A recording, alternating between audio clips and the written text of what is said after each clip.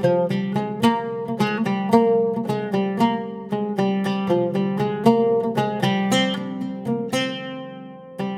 இன்னைக்கு ஒரு 5-10 நிமிஷத்துல ரெடி பண்ணக்கூடிய கேப்சிகம் கிரேவி தான் எப்படி செய்யறதுன்னு பார்க்க போறோம். இது வந்து சப்பாத்தி கூட, இட்லி, தோசை, சாதத்து கூட எல்லாம் வச்சு சாப்பிட பக்காவான காம்பினேஷனா இருக்கும். ஹாய் ஃப்ரெண்ட்ஸ், எல்லாருக்கும் வணக்கம்.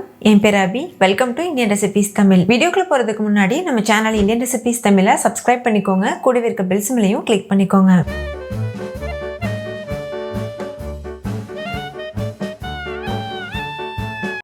ஃபஸ்ட் இந்த ரெசிபி பண்ணுறதுக்கு 2 டேபிள் ஸ்பூன் எண்ணெய் சேர்த்துக்கோங்க. எண்ணெய் நல்லா சூடானதுக்கு அப்புறமா 2 கேப்சிகம், 2 வெங்காயம் இந்த மாதிரி கட் பண்ணி சேர்த்துக்கோங்க. கொஞ்சம் பெரிய பெரிய பீஸஸாக இருக்க மாதிரி கட் பண்ணிவிட்டு சேர்த்துக்கோங்க. இது வந்து ஆனியன் கேப்சிகம் கிரேவி, அதனால தான் நம்ம வெங்காயமும் சேர்க்குறோம். நீங்கள் வெங்காயம் சேர்க்காம கூட பண்ணலாம். இப்போ ஒரு 2 நிமிஷத்துக்கு இதை நல்லா வதக்கிக்கோங்க. இந்த எண்ணெயிலேயே இது நல்லா வதங்கணும். முழுமையாக வதங்கணும்னு அவசியம் கிடையாது.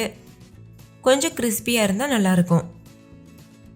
ஏன்னா நம்ம கிரேவியோட சேர்த்துட்டும் நம்ம வேக வைப்போம். அதனால் லேசாக வதக்கிட்டு வெளியில் எடுத்துருங்க. இப்போ பாருங்கள், லேசாக கலர் சேஞ்ச் ஆகிருக்கு. இந்த ஸ்டேஜில் வெளியில் எடுத்துருங்க.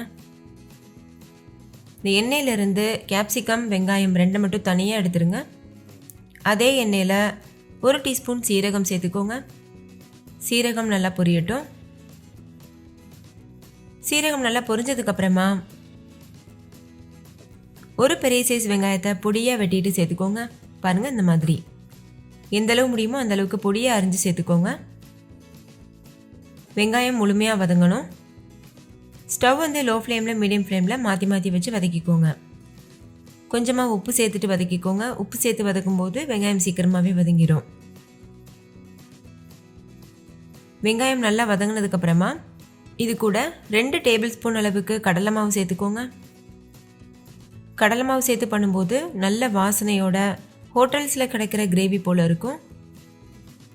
இப்போ ஸ்டவ்வை லோ ஃப்ளேமில் வச்சுட்டு கடலை மாவு முழுமையாக வறுப்படுற வரைக்கும் வறுத்துக்கோங்க. ஸ்டவ் லோ ஃப்ளேம்லேயே தான் இருக்கணும், இல்லைனா கடலை மாவு சீக்கிரமாக கரைஞ்சி போயிடும். இந்த கடலை மாவில் இருந்து ஒரு சூப்பரான வாசனை வரும், அது வரைக்கும் நம்ம வறுத்துக்கிறணும். இப்போ நல்லா வறுபட்டுருச்சு, நல்லா வாசனையும் வர ஆரம்பிச்சிருக்கு. இந்த ஸ்டேஜில் 2 டேபிள் ஸ்பூன் அளவுக்கு இஞ்சி பூண்டு விழுது சேர்த்துக்கோங்க. ஃப்ரெஷ்ஷாக இடிச்சிட்டு சேர்த்துக்கோங்க, அப்போ தான் நல்லாயிருக்கும்.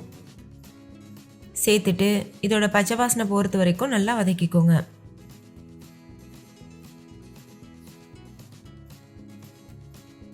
இஞ்சி பூண்டு பச்சை வாசனை போனதுக்கப்புறமா 2 பெரிய சைஸ் தக்காளியை பொடியாக அரிஞ்சிட்டு சேர்த்துக்கோங்க. சேர்த்துட்டு தக்காளி முழுமையாக வதங்குற வரைக்கும் வதக்கிக்கோங்க. அதாவது நல்லா சாஃப்ட் ஆகிட்டு ஒரு தொக்கு பதத்துக்கு வரணும், அது வரைக்கும் நல்லா வதக்கிடுங்க. இப்போ பாருங்கள், தக்காளி முழுமையாக வதங்கிருச்சு. இந்த ஸ்டேஜில் இது கூட நம்ம மிளகாத்தூள், மல்லித்தூள்லாம் சேர்த்துடலாம். 2 டீஸ்பூன் மிளகாத்தூள் சேர்த்துக்கோங்க. கூடவே 1 டீஸ்பூன் மல்லித்தூள் சேர்த்துக்கோங்க. நீங்கள் மிளகாத்தூள் வந்து உங்களுடைய காரத்திற்கு தகுந்த மாதிரி அதிகமாகவோ குறைவாகவோ சேர்த்துக்கலாம். இப்போ ஒரு 1/4 டீஸ்பூன் அளவுக்கு மஞ்சள் தூள் சேர்த்துக்கோங்க. சேர்த்துட்டு இது நல்லா வதக்கிக்கோங்க. மல்லித்தூள், மிளகாத்தூள் வீட்லேயே எப்படி செய்கிறதுன்னு நான் வீடியோ அப்லோட் பண்ணியிருக்கேன். அதோட லிங்க் டிஸ்கிரிப்ஷனில் இருக்குது, வேணும்னா செக் பண்ணி பாருங்கள். ஹோம்மேட் மசாலா சேர்த்து பண்ணும்போது டேஸ்ட் ரொம்பவே அருமையாக இருக்கும். இப்போ இதை நல்லா வதக்கியாச்சு.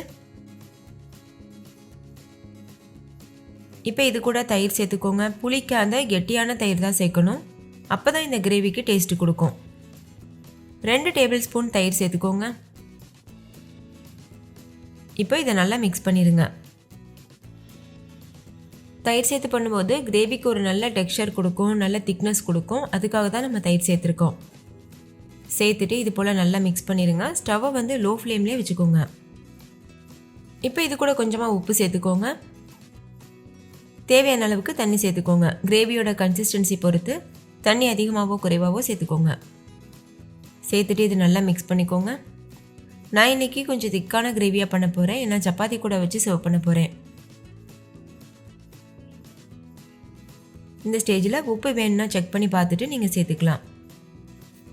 நம்ம வெங்காயம் வதக்கும் போதும் உப்பு சேர்த்துருக்கோம், அதுக்கப்புறமாவும் சேர்த்துருக்கோம், அதனால் பார்த்துட்டு சேர்த்துக்கோங்க. மிக்ஸ் பண்ணதுக்கப்புறமா மூடி போட்டு மூடிட்டு மீடியம் ஃப்ளேமில் வச்சு நல்ல எண்ணெய் பிரிஞ்சு வர வரைக்கும் வெயிட் பண்ணுங்கள். இப்போ பாருங்கள், ஒரு 5 நிமிஷத்துக்கிட்ட ஆயிருக்கு. கிரேவி நல்லா கொதிச்சு வந்திருக்கு. நம்ம சேர்த்த எண்ணெயெல்லாம் பிரிஞ்சு வந்திருக்கு. இப்போ இது கூட நம்ம ஏற்கனவே வதக்கி வச்சுருக்கோம்ல குடமிளகாய், அதுக்கப்புறம் வெங்காயம், அதையும் சேர்த்துருங்க. சேர்த்துட்டு நல்லா கலந்துக்கோங்க. நல்லா மிக்ஸ் பண்ணிவிட்டு மூடிட்டு மறுபடிக்கும் எண்ணெய் பிரிஞ்சு வர வரைக்கும் வேக வச்சுக்கோங்க. ஸ்டவ்வை வந்து லோ ஃப்ளேமில் வச்சுக்கோங்க. குடமிளகாயும் வெங்காயமும் ஏற்கனவே நம்ம வதக்கிட்டதுனால கிரேவியில் ரொம்ப நேரம் வேகணும்னு அவசியம் கிடையாது.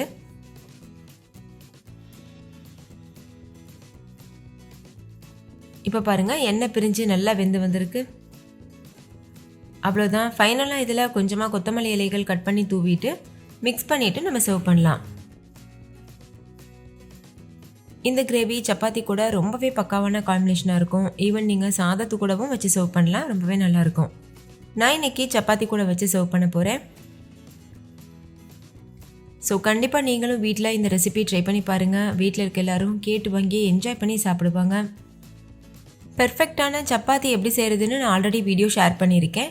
அந்த லிங்க்கு வீடியோக்கு கீழே இருக்க டிஸ்கிரிப்ஷனில் இருக்குது. வேணா செக் பண்ணி பாருங்கள், உங்களுக்கு யூஸ்ஃபுல்லாக இருக்கும். ஓகே ஃப்ரெண்ட்ஸ், இந்த கேப்சிகம் கிரேவி உங்களுக்கும் ரொம்ப பிடிச்சிருக்கும் நம்புறேன். பிடிச்சிருந்தா லைக் பண்ணுங்கள், ஷேர் பண்ணுங்கள், கமெண்ட் பண்ணுங்கள். தேங்க்யூ, பாய்.